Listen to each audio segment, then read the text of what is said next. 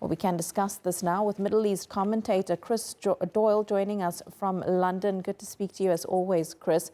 When we look at these almost unbelievable numbers from Gaza, how can any local economy really recover when basic farming operations are intentionally running at a 900% cost penalty? There is, frankly, no local economy in Gaza to speak of. It has been utterly destroyed.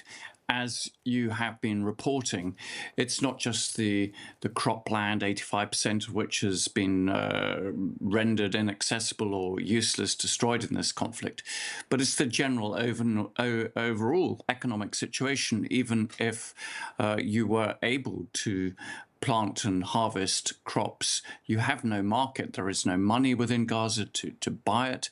Essentially, people are dependent upon aid.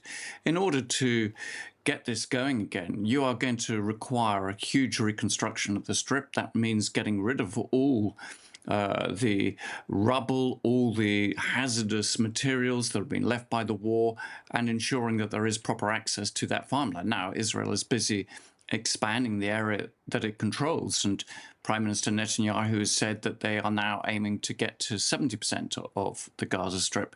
So everything points in a downward direction. The costs are going to go up. It has also been impacted by, of course, the Iran war, the closure of the Strait of Hormuz.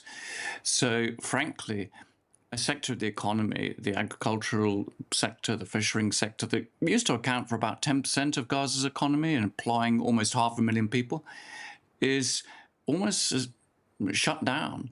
And what you see is just the remnants trying to keep it together. An 8-month ceasefire that's underway right now is barely enough time to help restore that agricultural infrastructure that has been destroyed. But what financial mechanisms are now needed to try and unblock supply lines for seed as well as fuel? Well, you've had a sort of ceasefire. Over 1,000 people have been killed in that time. But the real challenge is the closures that Israel controls all the access for both people and goods. There is no trade going in and out of Gaza really to speak of. So unless you do that, unless you get the fuel consistently in there, they need 300,000 litres of fuel a day.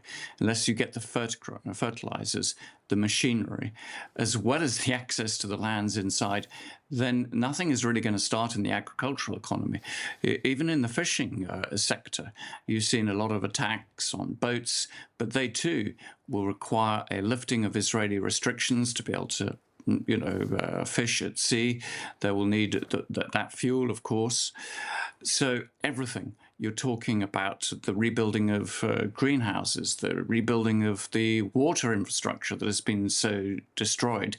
So it's very hard even to irrigate the little farming land that they have, because people, frankly, are struggling, particularly in the heat of the summer, of course, just to get water for themselves. And at various times during the last 1,000 or so days, families have had to ration water to SIPs, to prioritizing young children and babies over others. It's an extraordinary situation, but not one in which you can practice normal economic life.